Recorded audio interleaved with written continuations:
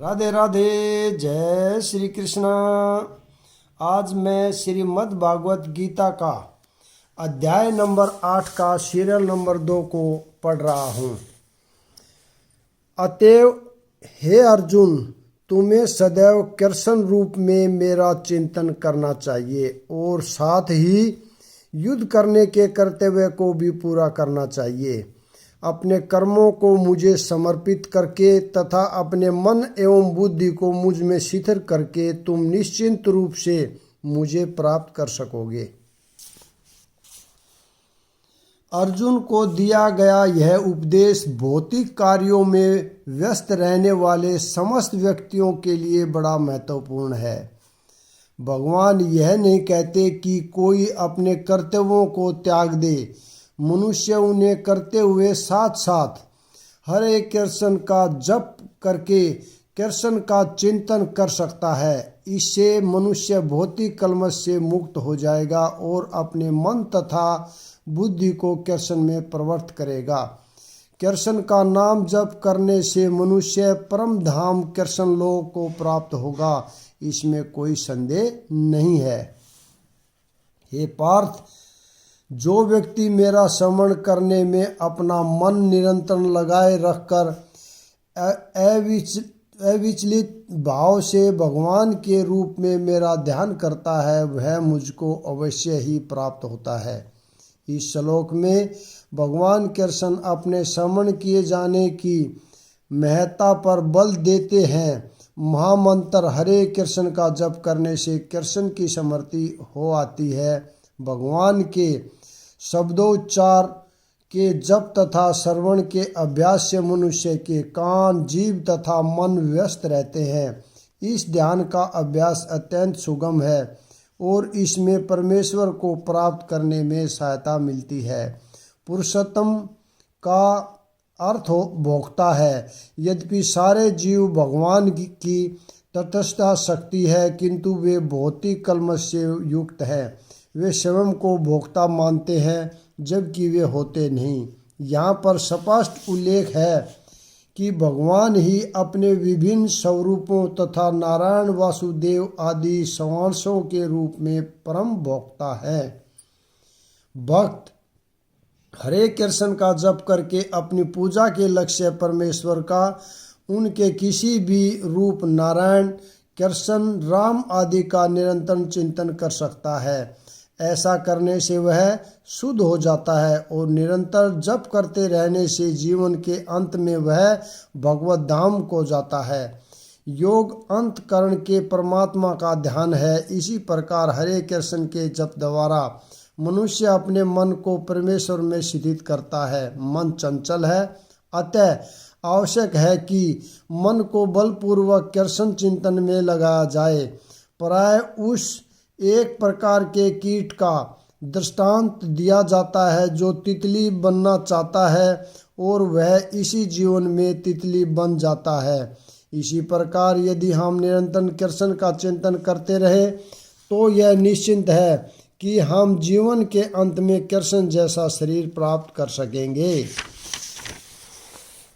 मनुष्य को चाहिए कि परम पुरुष का ध्यान सर्वज्ञ, पुरातन, नियंता, लघुतम से भी लघुतर, प्रत्येक का पालन करता, समस्त भौतिक बुद्धि से परे, अचिंत्य तथा नित्य पुरुष के रूप में करे। वे सूर्य की भांति तेजवान है और इस भौतिक प्रकृति से परे दिव्य रूप है। इस श्लोक में परमेश्वर के चिंतन की विधि का वर्णन हुआ है। सबसे प्रमुख बात यह है कि वे निराकार या शून्य नहीं है।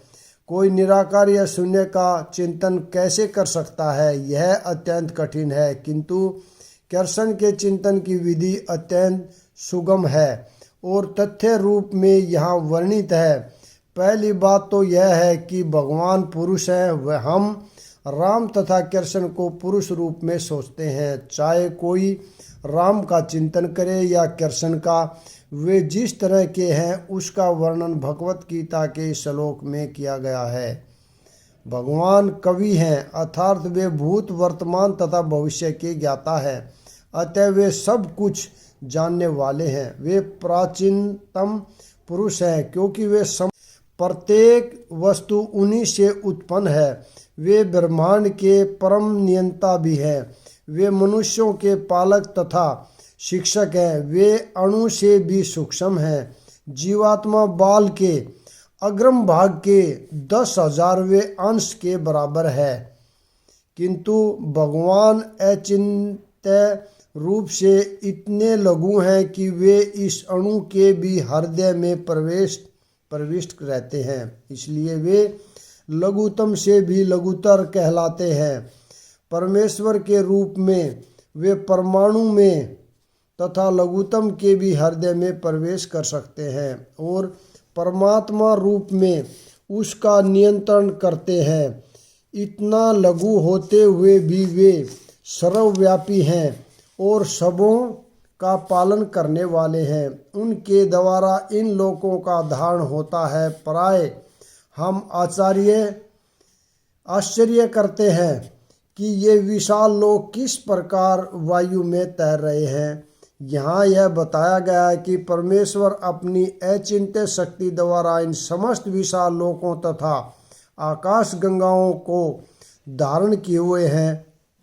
इस प्रसंग में अचिंत्य शब्द अत्यंत सार्थक है। ईश्वर की शक्ति हमारी कल्पना या विचार शक्ति के परे है, इसलिए अचिंत्य कहलाती है।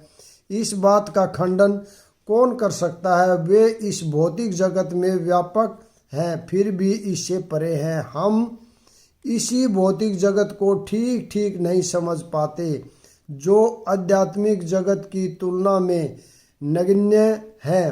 तो फिर हम कैसे जान सकते हैं कि इसके परे क्या है? अचिंत्य का अर्थ है इस भौतिक जगत से परे, जिसे हमारा तर्क, नीति शास्त्र तथा दार्शनिक चिंतन छू नहीं पाता और जो अकल्पनीय है।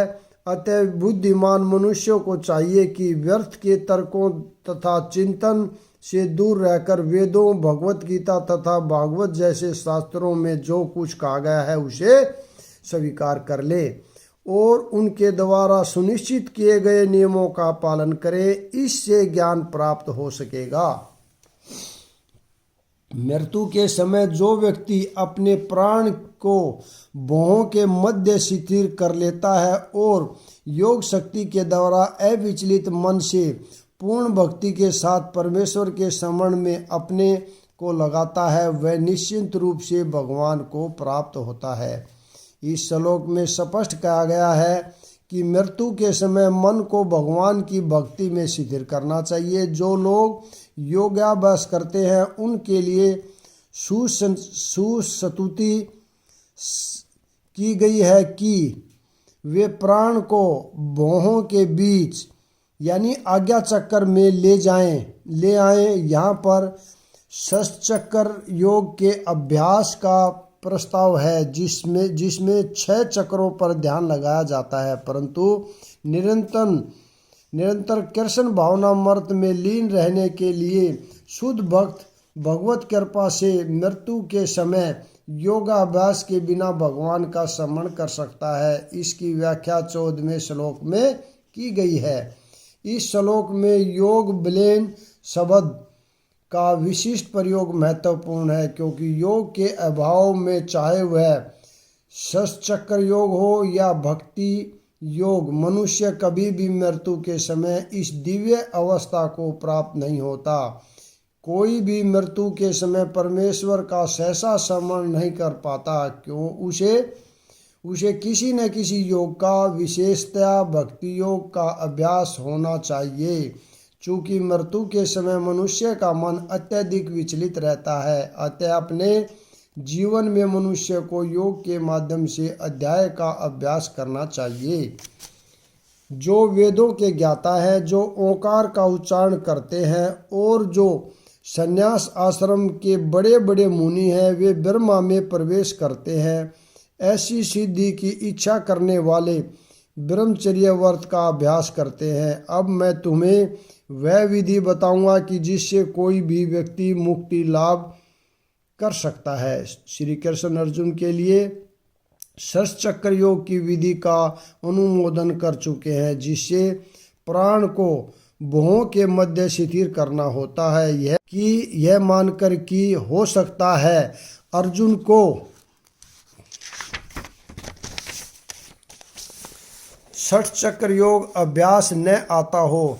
कृष्ण अगले श्लोकों में इसकी विधि बताते हैं। भगवान कहते हैं कि ब्रह्मा यद्यपि अद्वितीय है किंतु उसके अनेक स्वरूप होते हैं। विशेषता निर्विशेषवादियों के लिए अक्षर या ओंकार ब्रह्मा है। कृष्ण यहाँ पर निर्विशेष ब्रह्मा के विषय में बता रहे हैं जिसमें सन्यासी प्रवेश करते हैं।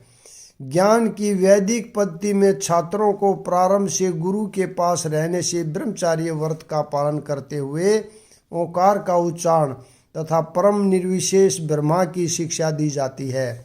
इस प्रकार वे ब्रह्मा के दो स्वरूपों से परिचित होते हैं। यह प्रथा छात्रों के आध्यात्मिक जीवन के विकास के लिए अत्यावश्यक है, किंतु इस समय ऐसा ब्रह्मचार्य जीवन बिता पाना बिल्कुल संभव नहीं है। विश्व का सामाजिक ढांचा इतना बदल चुका है कि छात्र जीवन के प्रारंभ से ब्रह्मचार्य जीवन बिताना संभव नहीं है। यद्यपि विश्व में ज्ञान की विभिन्न शाखाओं के लिए अनेक संस्थाएं हैं, किंतु ऐसी मान्यता प्राप्त एक भी संस्था नहीं है जहां ब्रह्मचार्य के सिद्धांतों में शिक्षा प्रदान की जा सके। ब्रह्मचार्य के बिना आध्यात्मिक जीवन में उन्नति कर पाना अत्यंत कठिन है। अतः इस कलयुग के लिए शास्त्रों के आदेश अनुसार भगवान चैतन्य ने घोषणा की है कि भगवान कृष्ण के पवित्र नाम हरे कृष्ण कृष्ण कृष्ण हरे हरे, हरे राम राम राम हरे हरे के जप के अतिरिक्त परमेश्वर के साक्षात्कार का कोई अन्य उपाय नहीं है। यहाँ पर मैं विराम देता हूँ। अगला कल पढ़ेंगे। राधे राधे। जय श्री कृष्ण।